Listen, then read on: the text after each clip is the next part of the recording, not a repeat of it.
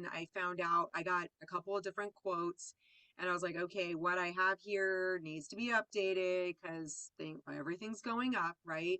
So I did update my underwriter to consider the quotes that I got for this property. And I actually, so for this property, what we did is we closed off the living room. So that was two walls, and we added a closet. So with sliding doors and Mm, ductwork and electrical.